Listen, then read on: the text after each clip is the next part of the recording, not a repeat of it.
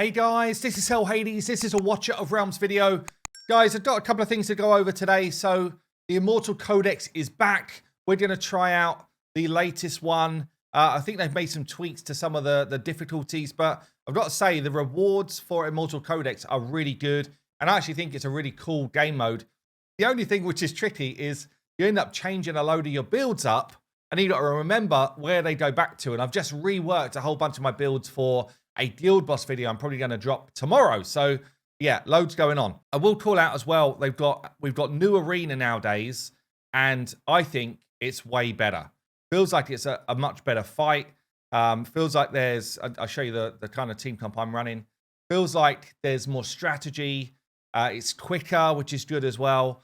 And yeah, generally it feels like it's more fun. So let me know what you think about it down below, by the way. I do now have this Lord, which pairs with my Hex and my Idril, which just makes my marksman way stronger, by the way.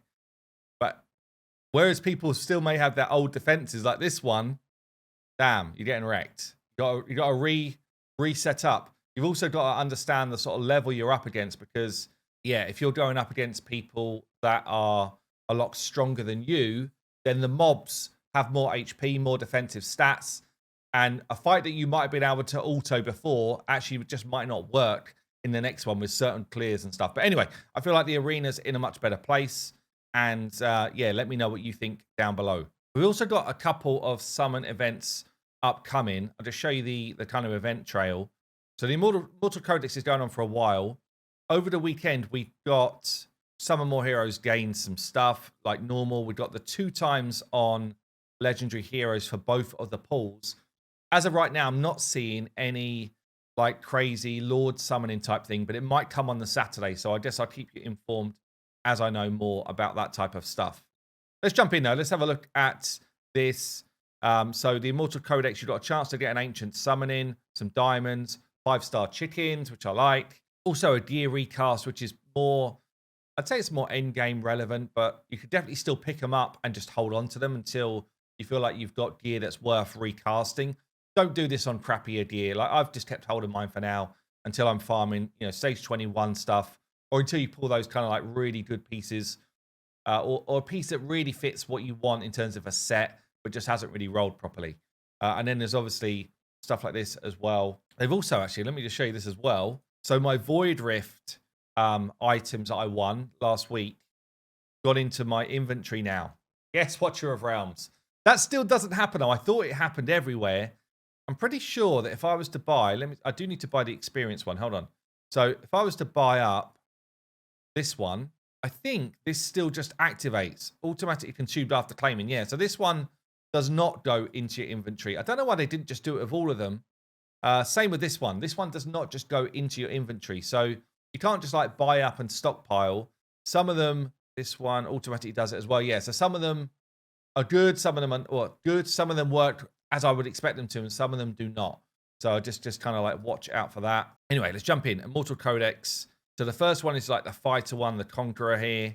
We're going to beat our way through these stages, then I'll get us onto the boss. Okay, so I've actually leveled a couple of heroes up to try out for this, which is cool. I've been meaning to level them anyway. Let's just grab his max level up. So we've got here Uridin, who is a big AoE hitter. I've only got books to book up with dust. I don't have any crystals, but we've got tons of AoE damage coming in from this fella, so he's coming in the team. And I realized that quite a lot of my squad now becomes this kind of like chaotic group. So I thought, good time to try out my Lord Vladov. So I've just leveled him up. We're going to throw some gear on him. I'm actually going to steal gear from someone else just for this fight. So this guy has got great, I mean, the Lord bonus here is great. Factions do more damage based on losing HP. He's also got bleeds, and he's got AoE damage. So I'm going to put Vladov in. I'm going to steal, I think I'm just going to steal gear from, I want decent attack speed. I want high attack, crit rate, crit damage. It's all the main attack stats, right? So could be this guy. I think I'm going to steal Hex's gear. So we've got Vladov here, 330 odd attack speed, 100% crit rate. About 9, I would prefer more attack, but it's not bad. 9 odd K attack. We're also going to be bringing in, yeah, so Uridin here. bit low on crit, but it's got tons of attack. Don't know if this gear is great. I was literally using like off gear that I had left. So maybe that's not the best route to go. I've got Valkyra, similar sort of build. I need to do more gear farming. I realize when I do these videos, I'm like, I need more better gear. We're going to be using Cerberus, just kind of like stacking loads of attack. I do have the artifact to heal on him. In fact, we're going to buff it up a bit, but this healing artifact, super good on Cerberus. It's a game changer if you're able to pick one up on your Cerberus. So let's whack this out. Do I have another one? No. And then I guess let's jump in. Let's jump in and show you what we're going to do. This is the team I used to use. She's out. Cerberus in. I did level out a Gluttony as well, who I might try some different sort of play around with Gluttony. Raph's out from a leader point of view. Kind of wondering about, I've got a Ratcha here, but doesn't do a lot of AoE. Wondering about Aatrox as well. Potentially this, but I'm wondering if Valeria here is better than like Raph, honestly.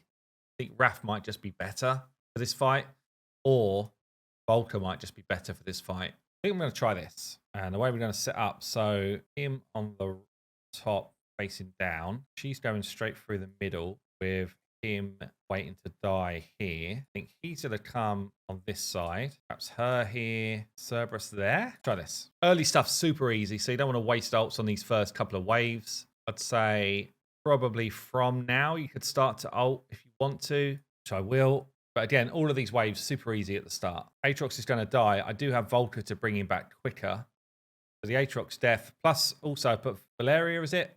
Behind so that she gets a chance to revive the Aatrox, which she's just done there. I'm not 100% sure what this stack is of the ult, honestly. I'll be honest. It's the first time I'm using Uridin, so I guess it's just like how much he's going to throw the ult out. Aatrox straight back in. Cerberus death means that he's going to get the waves down. Uridin's actually doing a lot on this side. Is he doing enough, though? Don't know. Bring back my Aatrox. Starting to get overwhelmed. Aatrox down. Where should I put him then? Maybe he's going here. Cerberus is back in 10 to a B.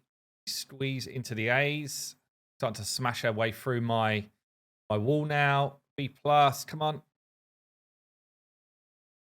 We get an A? Not quite. Okay. Am I better off? Because I've got this Lord, I wonder if I'm better off being that side of the fence with anybody in that group. Let's just try a setup. So I'm wondering if we take... Cerberus only makes sense if you've got Volker. Same with Aatrox. So I don't really know who else I could swap. Do better. Abomination does do some crazy work. So does Raph. Try. Cerberus versus Aatrox is actually a difficult one. He is getting killed as well, actually. So he does heal up a lot. Look at that. Just so long. Getting your Cerberus back takes so damn long. Obviously, because we're blocking, we're just taking less damage on our wall. But eventually, our dudes are going to drop. Or they're going to start walking through like this. Cerberus down again. Not going to get Cerberus back, so we get him for 2 hits. Already at the B+. I think it's going to end up being pretty similar. I know we squeezed into the A, so actually this setup did better. Got just over an A, 500k. Didn't get an S on this last time. But I don't know if it's changed anyway. It might have changed a bit. Let's try switching these two. Volker plus Cerberus probably isn't worth. Let's go with this. 440 onto like boss mode. Aatrox down, got the revive. I don't know if that's a definite or a chance. I think it's a chance to happen, that one. Getting back really quick. Fighting the waves off so far. Now they start to get through us. Aatrox down again. Hit the B+. Colossal damage coming in the middle there. Look at that. Aatrox goes down again. And through. Again, it's close, but the Cerberus was a better comp out of the two. Was it Cerberus or Raph? Just Raph, I think. Let's try taking Volker out. I'm going to do one more run. So let's try Volker out, Aatrox out. Might try going Nightmare instead. Be this guy, you know. So if I just take, who have I just dropped out? Who have I dropped? Let's take Salazar's gear. Trouble is, Abomination at the start will only get involved once you've killed an extra dude, or once he's got his ult up, sorry. Then he gets a bigger range. So is it better to have Cerberus and an Aatrox, or 6 people that stay alive? That's the question. I do see Cerberus in a lot of the big teams, so I'm guessing Cerberus is going to be the way, but we'll see. Obviously, Nightmare faction means that we hit faster, whereas the Chaotic means we do more damage. So be interesting to see which way's the kind of like better route. Again, early on, we're holding really well. Start to get overwhelmed at this point into the Bs. You'd actually lose a dude. Which is obviously going to affect our stats a lot. Who's that down? Gluttony. Lost a bunch of dudes this time. That just positioning, though? That just positioning. What's the spread of damage? Gluttony's way off the pace. Okay, so he's coming out. Maybe that's just a build. Maybe I've not built him well. Actually, yeah, Volker's giving us that healing. That's why they're staying alive, isn't it? Volker gives us that passive. So Valkyria just does so much work. Valkyrie. Is this one Valkyrie? One of them was Valkyria, one of them was Valkyrie. I can't remember the name. We definitely got the healing sorted here. Volker in the team is just like a must. Into the Cs. Anyone know why the numbers go up and then go down again? Starting to get through to the wall now. 3 minutes 15 in. Everyone is absolutely fine in terms of living. Doing good damage here, actually. This feels good. Into those B pluses. Everybody's looking pretty healthy.